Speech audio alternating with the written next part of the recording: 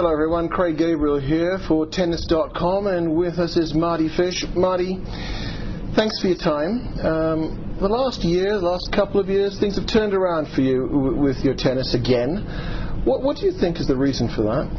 Well, it's nice to be healthy. It's always tough to go out on the court with with injuries and to not feel 100%. I've hired a trainer in the past year, starting Wimbledon of 2007. It's been almost a year now that we've been together, and he's gotten me to health-wise 100%. I feel stronger, fitter. Can play longer matches, and most importantly, feel healthy enough to play one match and come back the next day and just be just as fresh. So that's been the key. Obviously, you can't do much when you're on the sidelines. So health-wise, that's been the biggest thing. So in those periods when you were off, and there were some lengthy periods, did you what kept your mind alive that you wanted to still play tennis? Because I would figure it would be very easy to get dejected and frustrated. Sure, yeah. I had my first surgery in 2005 in the summer, and took a little bit of time off, about 2 months, and came back, played my first tournament in Indianapolis, and won my first round, played my second round, and my wrist went again. I had wrist surgery. Spent most of the summer thinking that it was hopefully going to get better and better, and after the U.S. Open, eventually it came time to where I needed another surgery to fix it for good, and fixed that, and I was out for the rest of the year through the Australian Open and into March. So all in all, it was about 10 months being out. And it was obviously it was a tough time. Nobody wants to to sit at home. I had my best year in 2003 and followed it up with the silver medal in 2004 and made a few finals there and had a pretty good year there. Finished like top 30 or so in the world there, and so I was having a nice career, and I was only 22 years old, and pretty happy with the way things were going, and that was a pretty jarring step back to realize that it can all be taken from you. Just like that, and it gives you a new perspective. You don't wish that anybody could get injured, but James Blake would have the same feeling, that you just take it, you take, every day and realize that it can be taken from you just like that, and it's nice to be back, and you take every single tournament, every single match, with a grain of salt, and you realize that it can be gone. So what motivates you then? Well, to get back into the inside the top 20, and where I was in 2003, and I've had some nice runs in some big tournaments, like I said, the Olympics this year in Indian Wells, and a few years ago in Cincinnati, and I've been real close to breaking through and winning a real big tournament on tour, and I still feel like I can beat anyone. I think I've showed that this year.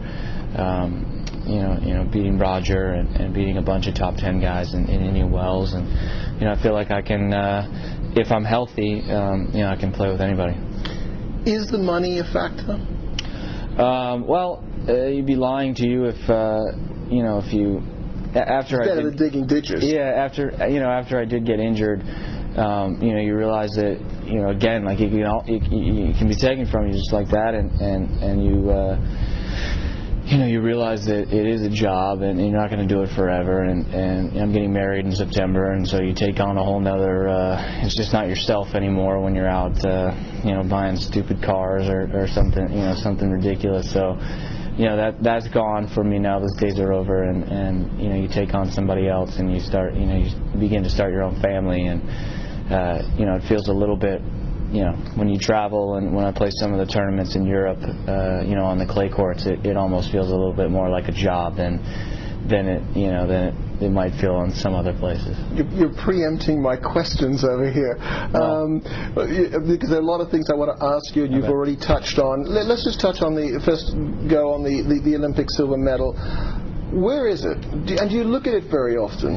I've got some awesome memories from that Olympics. staying in the Olympic Village, meeting all those athletes, staying with Andy Roddick. You know, the two of us were the only tennis players from the States that stayed there. I would think that'd be a pretty damn messy room. Yeah, well, yeah, it was, but it was a big room. There was supposed to be like 12 people in there, and it was only 3 of us, Dean Goldfine, the assistant coach, and Andy and I. So we had tons of room. We each had our own room with 2 beds and everything. You know, meeting all these athletes and going through the whole experience and just hanging out with everybody, and you know, and then adding to the medal count was really a great feeling. And then I've got some tough memories as well. You know, I was up 2-1 in the gold medal match, and really felt like, you know, after the 3rd set that it was, you know, that it was going to be, the gold medal was going to be mine, and you know, I was pretty devastated for a little while. I don't take it out. It's somewhere safe. I don't take it out all that often. You know, I have arguments all the time with my fiance about the fact that, you know, I feel like, you know, as great of an accomplishment as it is, you know, I don't really like celebrating 2nd place, and you know, I didn't win. You know, I lost my last match. It wasn't like I won the bronze medal, like the 3rd and 4th playoff or something like that. Yeah, it was a tremendous tournament for me, and not only a good tournament. I mean, it got my ranking dropped from the year before Cincinnati, finally in Cincinnati, to, you know, doing well there and get my ranking up there, and there's a lot of other things as well.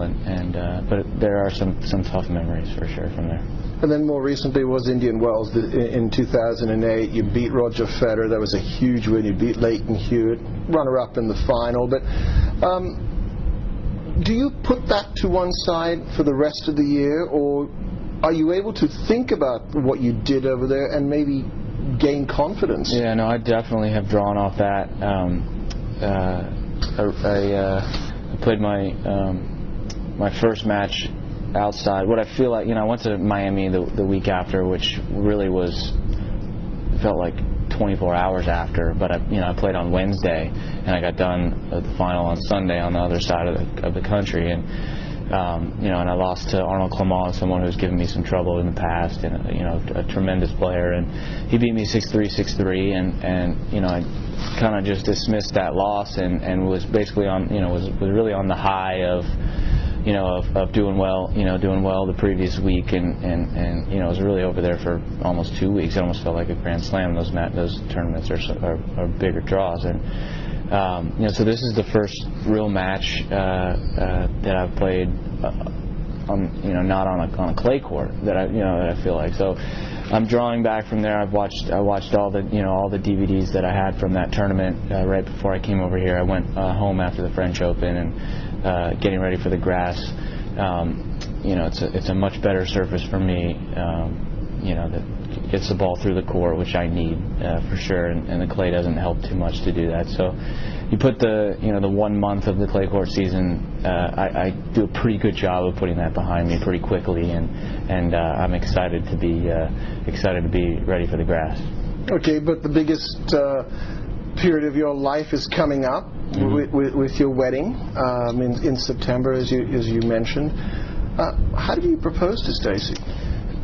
We went to, she had never been to the beach. I grew up in a place called Vero Beach, Florida, and went to visit my parents, and I actually got the ring from a family friends there in Vero Beach, and I had to get it in the first place, and then we went to the beach there, and I'll leave some of the details out, but we did it. I did it at the beach there. And what did you say, deal or no deal? No, I definitely didn't say that.